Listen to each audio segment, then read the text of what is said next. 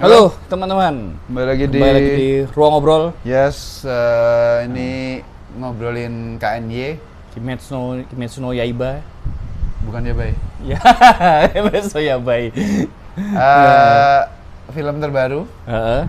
akhirnya nyampe di Indonesia tanggal 15 yang kemarin. Tanggal 15, kita berdua sama-sama nonton kemarin. Tapi pisah. Pisah. Soalnya nontonnya di Infinity Castle. Wah, luas. Kita terpisah. Kita pisah. Gitu. Jadi apa ya? Aku kaget pas ngelihat tiket ternyata durasinya lama. Iya. Karena aku nggak ngecek gimana ya, gitu, nggak ngecek gimana dan sebenarnya ini ngobrolan gua sama Jojo dan sama Daris juga bahwa kalau kami mah ngobrolin Kimetsu no Yaiba atau Demon Slayer udah beberapa kali, cukup dan, lama. Dan lama dan dari lama gitu. Cuman gue tuh bilang ke Jojo, ke Daris bahwa sebenarnya aku nggak terlalu pengen nonton karena udah tahu ceritanya kan. Iya, betul. Dan pengalamanku nonton Demon Slayer itu di Netflix tuh emang nggak nonton episode by episode, tapi nyari adegan. Iya, betul. Karena spesialisasinya Ufotable tuh adegan. Betul. Adegan action ya maksudnya, adegan action. Aku tuh pernah bilang juga sama Mas Bagas, nonton produk animasi Demon Slayer itu kalau membandingkan dengan manganya, itu tuh udah kayak produk berbeda. Dan memang kayaknya emang disasarkan untuk hal yang berbeda. Iya. Emang kayak gitu gitu. Jadi ya kayak ini nggak mungkin nggak spoiler karena komiknya udah sampai sini. Udah sampai sini. Gitu. Jadi di endingnya dua gagak itu bilang jangan mati siapa Tanjiro, jangan mati Giyu, Tomioka. Maksudnya buat yang nggak baca manga dan nggak ngerti tentang Demon Slayer dan hanya ngikuti animenya, ini kayak mati nggak ya. Tapi semalam itu berasa sih Mas, atmosfernya di bioskop. Betul. Maksudku Ufotable Shueisha emang memperuntukkan animenya si Demon Slayer emang untuk memperluas range kan. Iya. Gitu. Nah itu buat pembaca manga yang udah belasan puluhan tahun kayak aku, udah karena aku nggak nonton Dragon Ball animenya.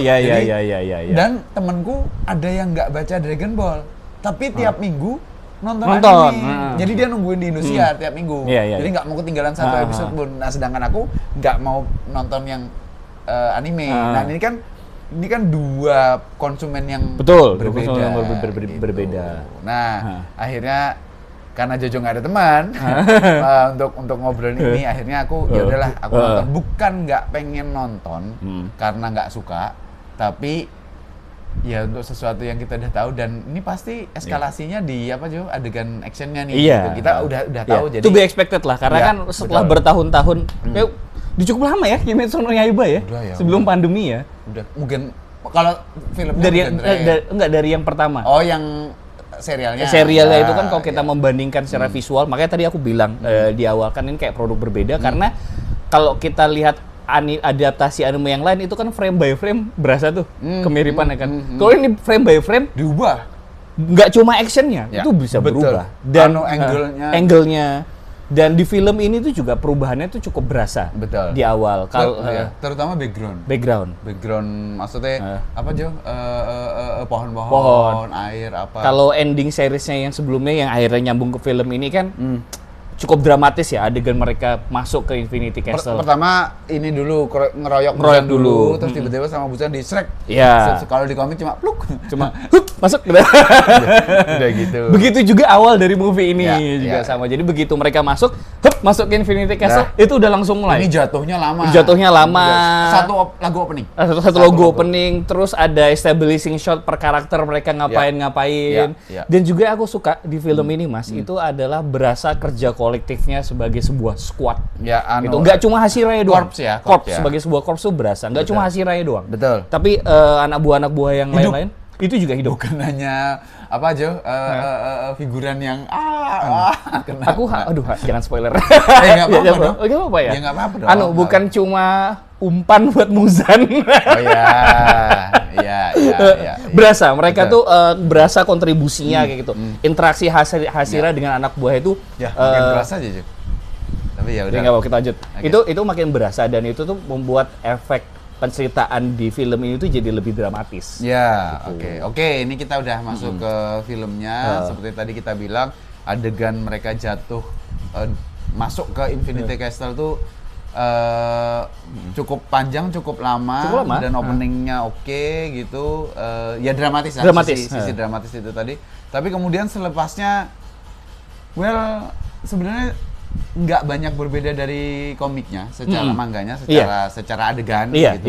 Tapi secara angle kamera memang menakjubkan gitu, memang oke sekali, apalagi adegan bergerak ya. Kalau adegan nggak bergerak artinya dialog mah ya udahlah gitu. Tapi kalau bergerak oke. Ini tuh isinya siapa Jo? Kocho ketemu Doma. Zenitsu ketemu Kaigaku.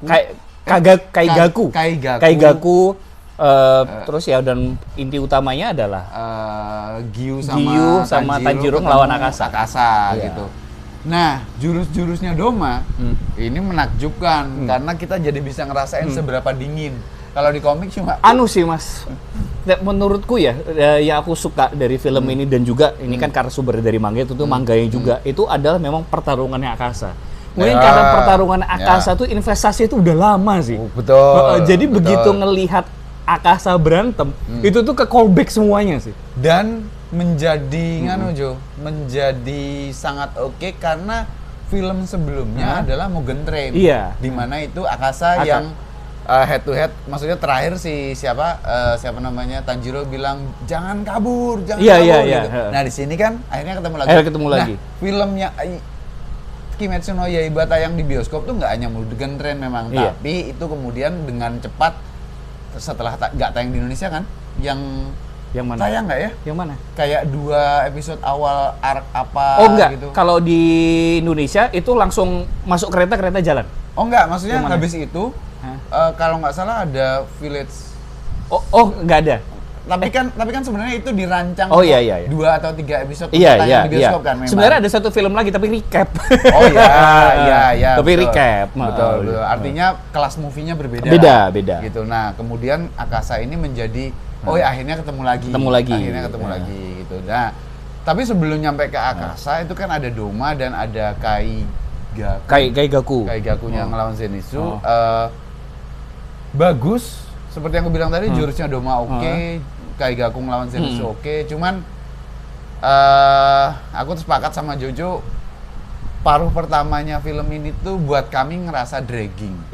Bukan jelek, bukan jelek, tapi kayak kalau kita ngomongin storytelling cinema ya untuk bioskop, kalau mau boleh membandingkan dengan Mugen Train lebih oke karena itu pacingnya berasa pacing film. Aku merasa. Nah, kalau ini itu tuh berasa banget kayak sesuatu yang akan disiapkan untuk dipecah jadi anime.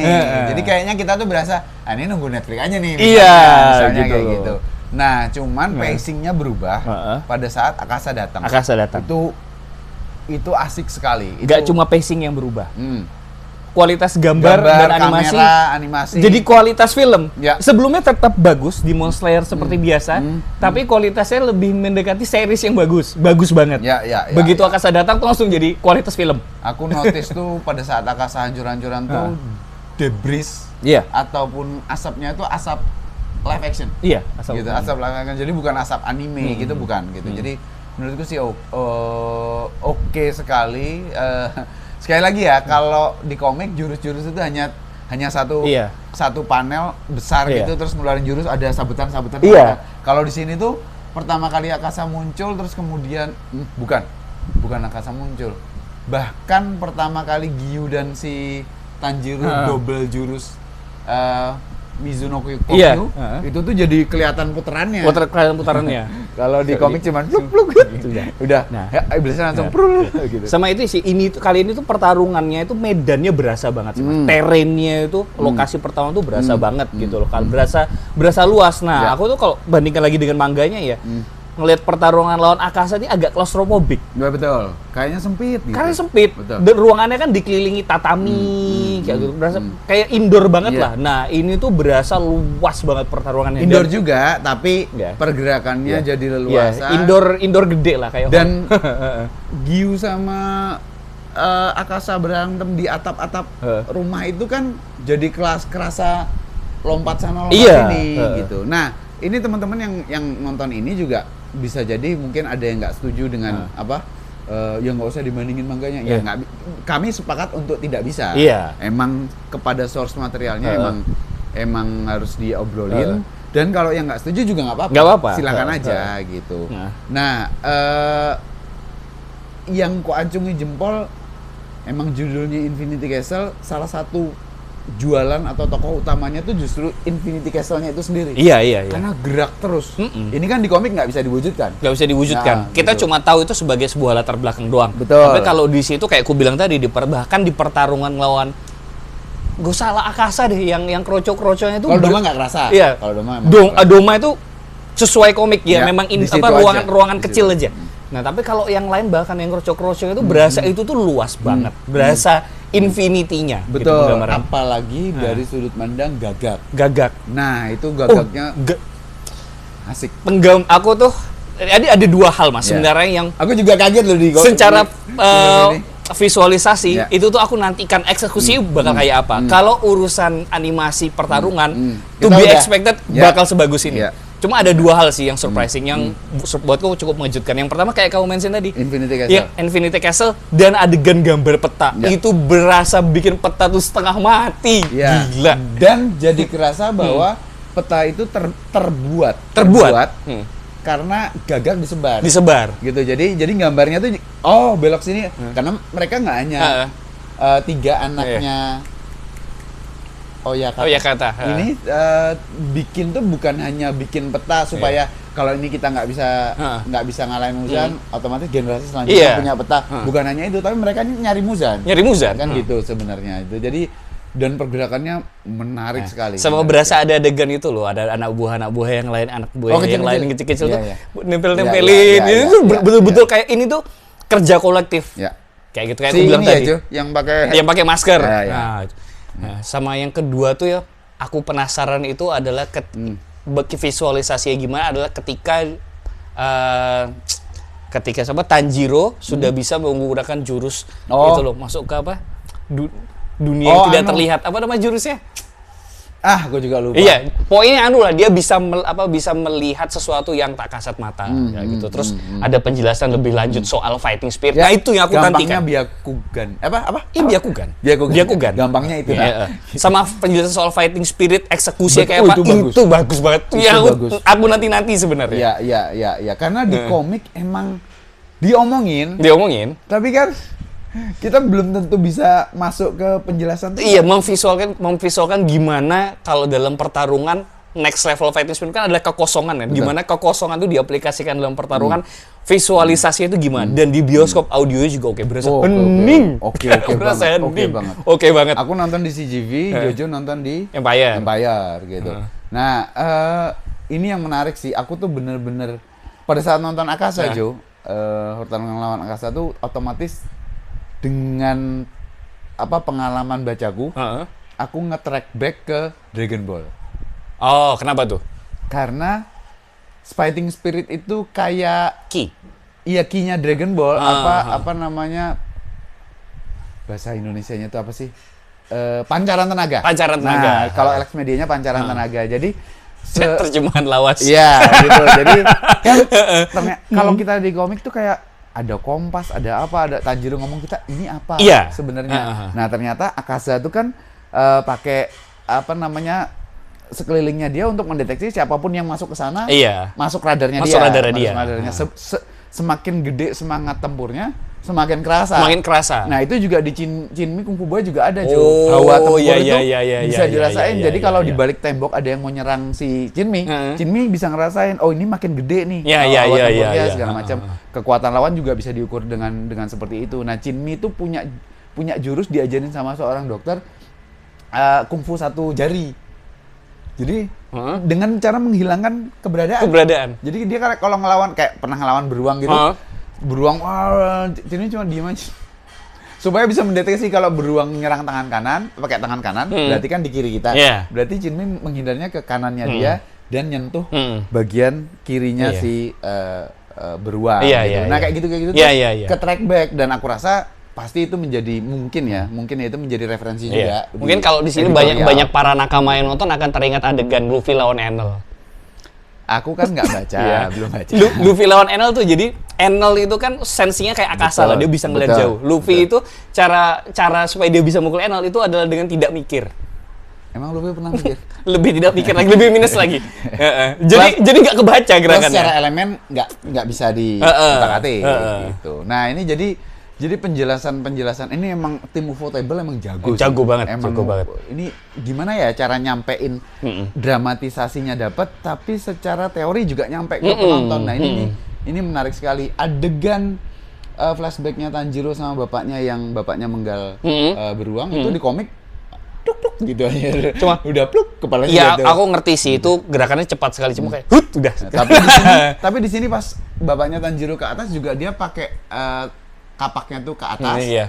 Pada saat sudah di atasnya si beruang, dia juga pakai ayunan ke bawah. Ada multiple shot sih kalau di sini. Kalau di manga kan cuma sederhana banget. Ini memang keahliannya Ufotable. Keahliannya Ufotable tuh mengangkat, nge-stretch hal-hal yang nggak kelihatan jadi kelihatan. Jadi kelihatan dan jelas. Sih, pertarungan tuh jadi berasa banget, dan secara visual kita bisa ngerti aksi konsekuensinya kayak apa itu tanpa penjelasan. Gitu loh. Kita ngerti orang kepukul ke arah mana, jadinya gimana. Itu tuh connect semua gitu loh. Aku tuh senengnya di situ sih memang. Nah, cuman memang ini bukan poin minus, bukan poin minus sama sekali, bukan poin minus, tapi yang juga terasa buatku adalah filmnya atau tayangan Demon Slayer atau Kimetsu no Yaiba ini terasa cukup berisik karena setiap karakter punya inner voice yang ngomong harus disuarakan. Belum lagi flashback Akasa tuh flashback isinya diam narasi sama dia ngomong sama orang. Itu aja. Jadi aku jujur teman-teman, setiap kali adegan flashback aku kurang begitu enjoy karena memang sekali lagi pertama udah tahu, yang kedua berisik. Emosinya tetap nyampe, bergetar hati, itu tetap nyampe. Bagaimana setiap demon, maksudnya dalam hal ini Akasa tuh punya flashback yang kita jadi bisa bersimpati. Dan itu kan yang dijual sama Koyoharu Gotoge, maksudnya mangakanya, autornya kan. Autornya gitu. Jadi yang dijual adalah bahwa jahat itu nggak mudah jahat, tapi ada story behind-nya. Gitu. Dan itu kan selama ini pengalamanku menonton Demon Slayer yang aku suka dari Demon Slayer tuh itu gitu loh, bahwa walaupun kamu bisa menjadi individu yang lembut, yang pengertian, yang bisa simpati sama orang, di saat-saat yang diperlukan, kamu tuh juga harus bisa tegas sambil tindakan gitu loh. Dan itu salah satu kunci suksesnya juga kenapa Demon Slayer sukses ini, karena relate sama orang-orang, bahwa ada yang ternyata di dalamku tuh ada jiwa yang kayak gini, tapi ternyata aku belajar dari si ini misalnya Tanjiro macam, ternyata bisa diredam. Tapi kalau aku nggak ngeredam itu berarti aku bisa jadi iblis yang kayak gitu.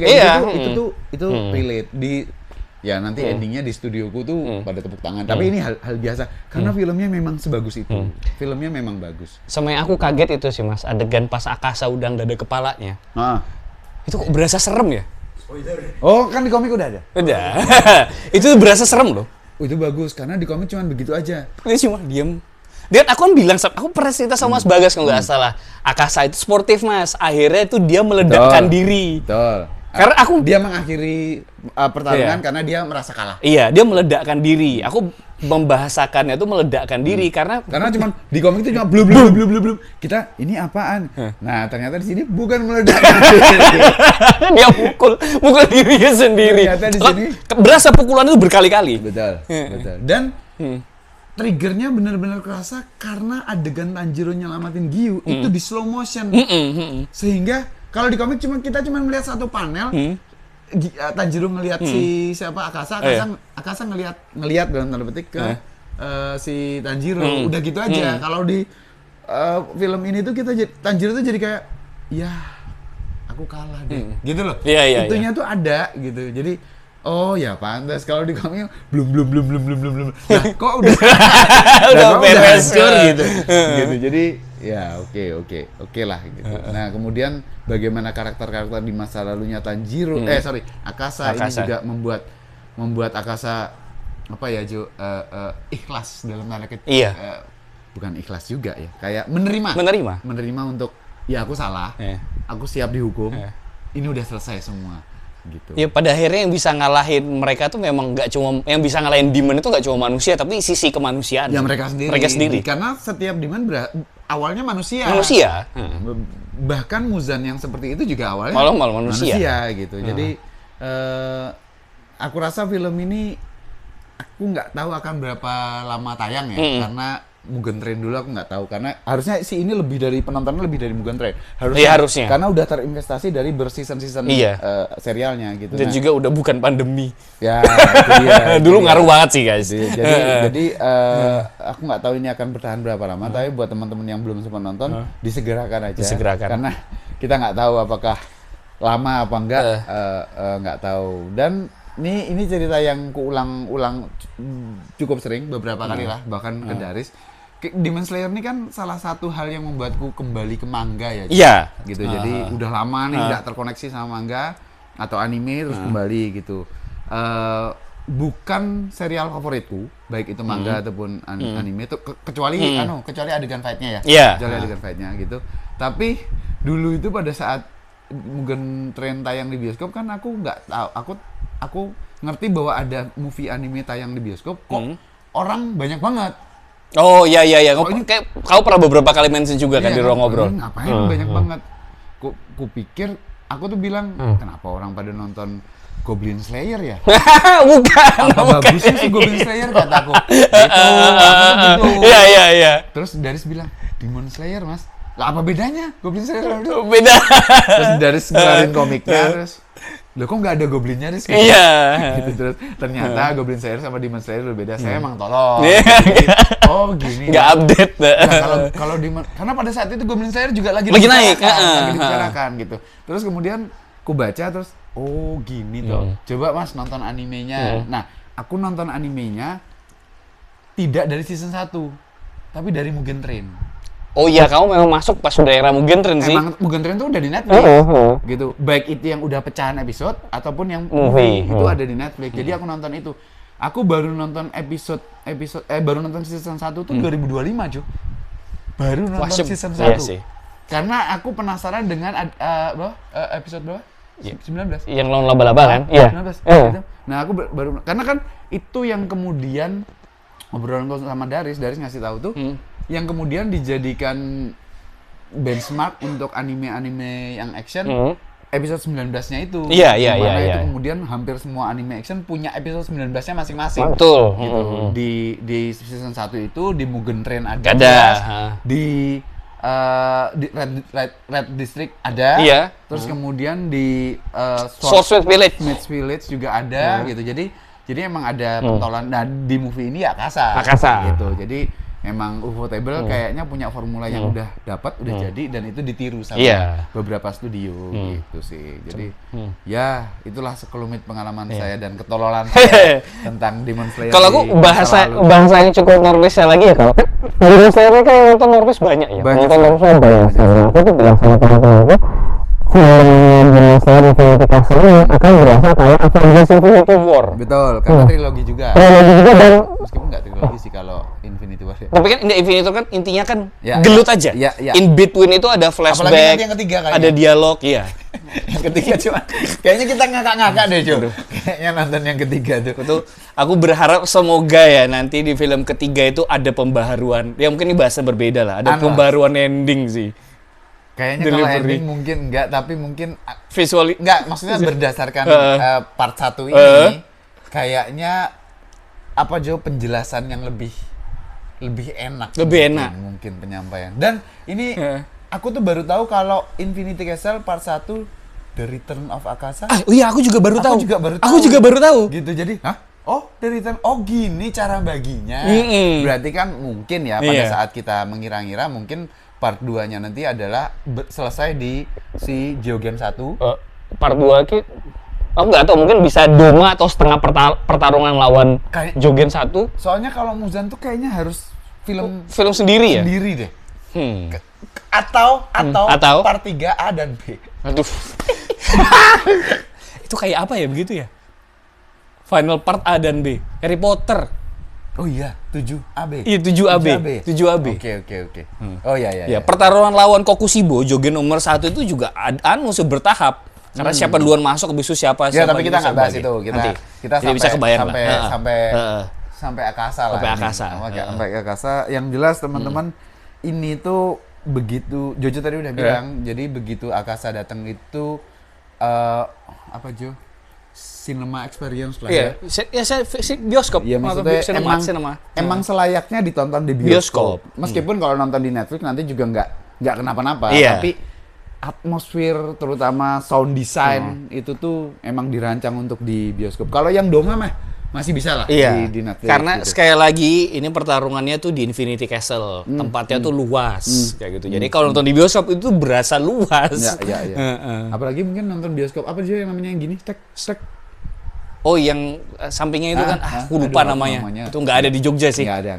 Gitu. Nah, itu sih teman-teman. Jadi apalagi ya Jo untuk Infinity Castle Part 1 ini? Akasa Return apa The Return of Akasa sih? Aku juga lupa sih. Kayaknya cuma 2 kata deh, Akasa Return. Ya? Itu aja sih paling kalau untuk nonton Demon Slayer ya siapin waktunya aja sih karena cukup panjang. Dan untuk yang nonton hari-hari pertama kemarin emang rame sih. Rame banget, penuh. Rame. Aku ngeluarin motor tuh sampai bingung, padahal di Transmart loh. Sampai bingung ngeluarin motor gimana ceritanya. Bingung dan Transmart Jogja itu bukan dua hal yang saling melengkapi. Apa? 2 kata lucu. 2 kata apa? Transmart rame. Iya. Ini cuma guyonan Jogja. Iya. Guyonan Jogja. Oke, itu aja teman-teman tentang Infinity Castle Part 1. Sampai ketemu di obrolan berikutnya. Dan jangan lupa kemungkinan besar tanggal 23 Sabtu 23 Agustus kita akan ada ngobrol-ngobrol tentang atau soal Demon Slayer. Baik itu komik ataupun filmnya. Ya kita bukan brainstorming. Diskusi aja. Semua yang mau kita obrolin tuh bisa diobrolin, terutama bukan kami dari ruang ngobrolnya ya, tapi teman-teman yang datang ke Kuratoru offline teman-teman. Jadi datang aja mungkin sekitar sore sampai maghrib. Sampai maghrib. Nanti tunggu aja posternya akan keluar coming soon. Kalau teaser posternya udah keluar, tapi nanti posternya akan keluar. Jadi siapin aja yang mau bawa mungkin artbook, mungkin apa gitu, action figure dibawa aja. Kalau gitu. mau kostuman? Wih, boleh sih, tempat ganti ada sih. Kemarin di bioskop banyak yang kostuman loh. Gitu. Nah, bahkan di tempatnya nggak ada nobar sekalipun. Iya. Itu dia yang punya koleksi lengkap, mau punya Viz Media, bahasa Inggris gitu. Demon Slayer silahkan dibawa gitu. Kita bersenang-senang, kita ngobrolin Demon Slayer dari berbagai hal. Gitu sih. Sampai ketemu di 23 Agustus. Sabtu kalau nggak salah aja. Ya betul sih. 23 Agustus Sabtu di Kuratoru offline teman-teman. Ngobrol bareng, ruang ngobrol. Ya. Bye, thank you.